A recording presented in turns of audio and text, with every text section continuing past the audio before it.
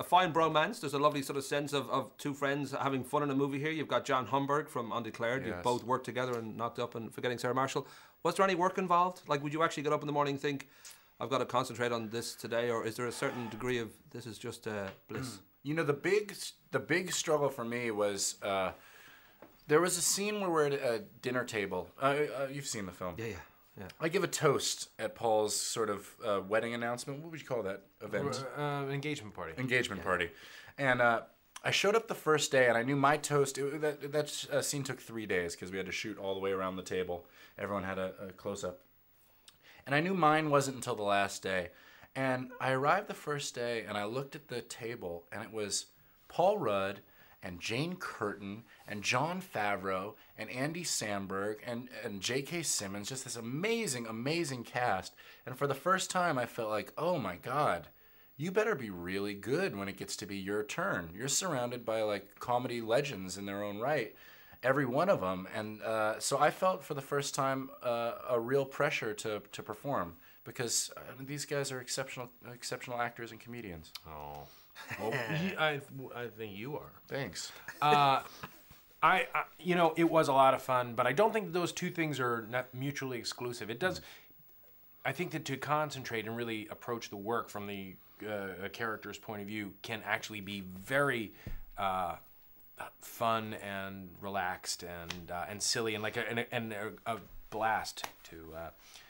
You know, it's like pretty much goofing off. It's not really, but it kind of is in a way. I should mention too, I'm over from Ireland. Johnny Depp goes the full leprechaun in Chocolat, which is celebrated in this fine movie. And you kind of flirt with you don't go full leprechaun, but you get close for no apparent reason during the movie. Everything seems to sound the same, and people think that it sounds kind of leprechaunish. Leprechaunish? That works. That works. Leprechaun-y? But you've got Irish. That sound, if you say that quickly, sounds like leper colony. Yeah. Which is close again. There's a sort of similarity going on there. But I know last time I spoke to you in LA actually for Knocked Up, your parents were actually at the time in holidaying in Ireland, and I think your son's middle name is Patrick or some Sullivan. There we go. There's Sullivan in there and all that. So there is some Irish things there. I've got to find out if there's any more Irish things. Jason, I'm Segal. Irish. Segal, that's an Irish name, right? That's from Galway. Segal is the Jewish side of me, but the other side is Laird. There you go. Half Irish. Right, I grow a bright ginger beard. I do.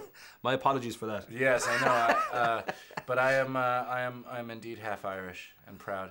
All right. And I love drinking ginger beards. Oh yes. Absolutely. I'm building an Irish pub in the basement of my house. Good man yourself. Yeah. That's Guinness where all Irish pubs should be. You know, it's authentic. I'm building as authentic as you can be. Not being in Ireland, I guess. Yeah.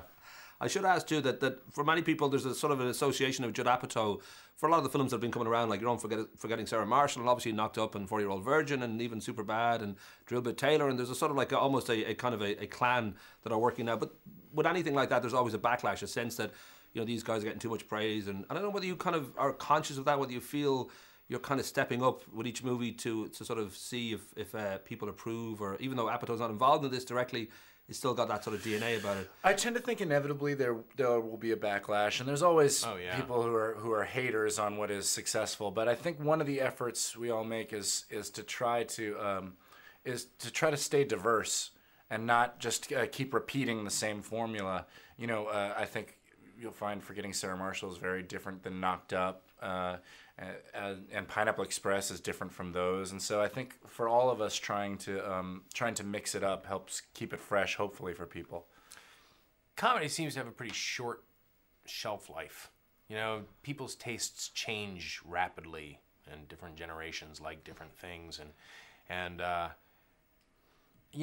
this has been a very fun, I think, for both of us, few years, and like you said, hopefully it will. We'll continue to work and do different things. But yeah, I think we have nowhere to go but down. Before I go, I've got about a minute left. Very quickly, everybody I speak to, and you'd be very liked, Jason, but Paul, I can't find anybody who doesn't like you, and I really, really hope there's something negative in there. Like, do you punch kittens? Do you... I hate kids. I kick them. Pretend you're going to adopt a third world kid and then just change your mind at the end? Any kind of cruelty in there at all? Or? That's a good idea. That would be good. Just get their hopes up and then just say, I got to go. Sorry, I've changed my mind. I want something blonde. I'm not into this. But have you got any negative? You must have something negative because everybody likes you. Yeah. There's many people who would argue your point. Have you ever killed a man? Really? Oh yeah. His mom, his dad. Paul Rudd is, in all honesty, he'll be embarrassed, one of the nicest, most genuine men that I've ever met, and he's a real inspiration to me. This is a group hug moment, I think. Get in here. Let's rock. Come on. All right. God bless you, chum. Here we are. All right. Here we are. Romantic. All right. Thank you, man. Thank you very much. And happy birthday again. Yeah. Thank you Well so done. much. Yeah.